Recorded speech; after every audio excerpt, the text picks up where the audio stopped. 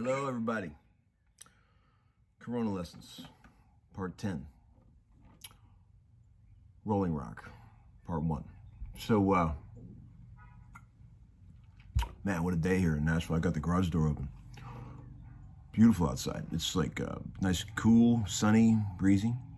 You'd never even know there was a fucking global pandemic going on. I have one reader comment to respond to. One guy said, simply 3 words, "You look irritated." Well, I always look irritated when I play. It's just, I make lots of guitar faces, as you well know. I feel like making guitar faces is very important when you're playing, you know. But, yeah, I'm irritated. It's a global pandemic, dude. So, yeah, all right. So one of the things I always talk about with friends and people, other musicians, is I feel like there's one thing in all the music that I feel is the very most important thing in all of music.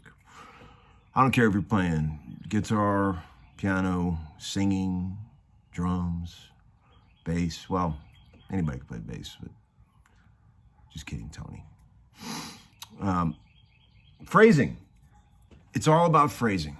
Phrasing is everything. Phrasing is what people pick up on.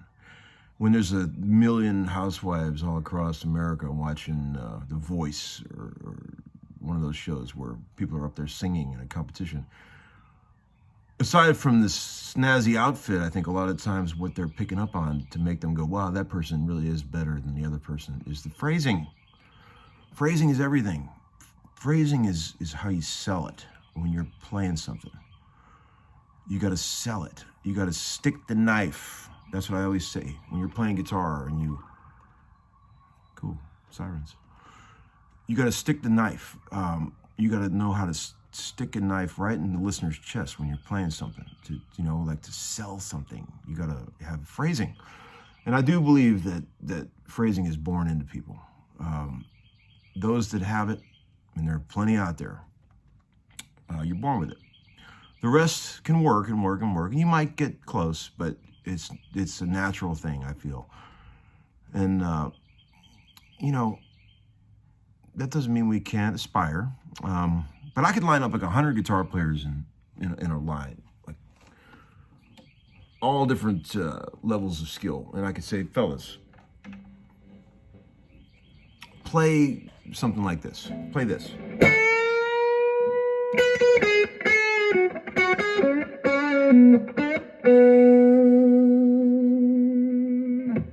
Just that. So simple. And I could tell in 2 seconds who's got it and who doesn't. I mean, you don't have to even, you could see it. You could just watch the fingers. And it's like, it's so important. I mean, singers, you know, there are very few tools that we have as guitar players to distinguish each other, distinguish ourselves from each other, right? You can't, you know, I mean, the biggest, I think, is vibrato. Vibrato is so important. It's your voice. It's your fingerprint as a guitar player. Vibrato is probably the thing I notice the most when I watch other guitar players. Intermediate guitar players, people that are sort of, you know, halfway up the mountain, they don't think about vibrato. They have automatic vibrato that sort of happens involuntarily. They'll play a lick and they don't even notice they're even doing vibrato. It's just sort of a mechanical thing that they do when they play everything. And I immediately pick up on that one because I feel like vibrato, you have to think about it constantly when you're playing. When you use it, why you're using it, how you're using it. This is very, very important, people. This is probably the most important thing I've said in any of these lessons, okay? I mean, in my opinion. You listen to a great singer, you know, somebody that's an amazing singer, like Whitney Houston, for example, my wife's favorite singer.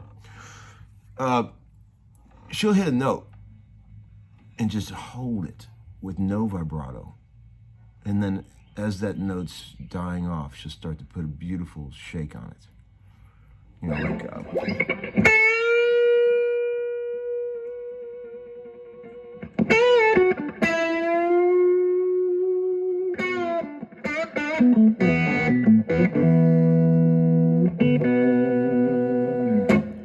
want fast vibrato like Jeff Beck or something. Sometimes you want super slow, languid vibrato. Like when you're playing slide, you know, vibrato is crucial. Like Rod Cooter had amazing vibrato, you know, and Derek Trucks, of course. And you know, you got to think about vibrato. It's like an effect that you use when you think it's right. You know, you can't just do it all the time. It's a sign of an amateur guitar player, in my opinion. I really believe that. The greats, they got great vibrato. David Gilmour, my all-time favorite guitar player. I've said that a million times. Check out his vibrato. It's fucking perfect. Dave Gilmour, you know, can I even describe in words how much I love him? He's the best, man. Okay, somebody asked me recently in a question about who I thought were some amazing Nashville guitar players, right? There's a lot of great guitar players here in Nashville. It's truth, absolute truth. So many greats. I mean, all the session guys are great. All my buddies that I see all the time. There's two guys I'm going to mention that I just think are outstanding. I mean, the first guy is Jack Pearson. You guys know about Jack Pearson?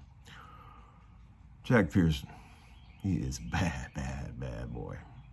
I mean, I used to go see him play like in clubs, you know, and I'd get a couple beers in me, and I'd like the first set I'd be watching, and I'd be like, man, he sounds good. But it was kind of chill. And then by the third set, I'd be in the bathroom like taking a whiz, and he's just up on stage, just raging, and just killing it. It's like there was like this giant guitar monster outside the bathroom door, just killing it, man. Ferocity. He could play any style. And he's just incredible. I mean, slide playing, jazz, blues, and a great guy too. I know him a little bit. We're pals, but man, just check out his videos and just check him out, man. Second guy, when I was first moved to Nashville in the early '90s, I started going to see this guy named Tom Britten play. You guys ever heard of him? Slide player, played with Vince Gill and tons of other people. Oh man, when I first saw him in the clubs, I was just like, holy shit. How does a guy get that kind of tone and that kind of touch in his pocket, his phrasing? Just insane. So I remember going up to him, you know, when I first moved to Nashville. I was just nobody, just trying to find my way, and I asked him if he ever took time to give anybody lessons, and he said no, but come over Sunday. So I remember going over there. Never met the guy before, and I took like this, it was supposed to be an hour lesson, but it ended up going for longer than that. And I brought a little cassette recorder. This is back when you didn't have phones and things. So I recorded this little lesson, and he showed me so much stuff in this one lesson about playing slide, because I'd never even played slide before at that point. And I learned so much in that one lesson, and I just took that tape home and just worked on it for years. And I'm still like an average slide player at best, you know. It's not my strength, you know. I can play slide, I can get by, but I'm not like him. I'm not like Derek Trucks or Jack Pearson and these guys. They pick up a slide, it's like otherworldly. And man, nothing but respect for the dude. He's a bad boy. Check out, he's got some videos on YouTube too you can check out. Tom Britt. Okay? So there you go. Something to think about. Take care, everybody.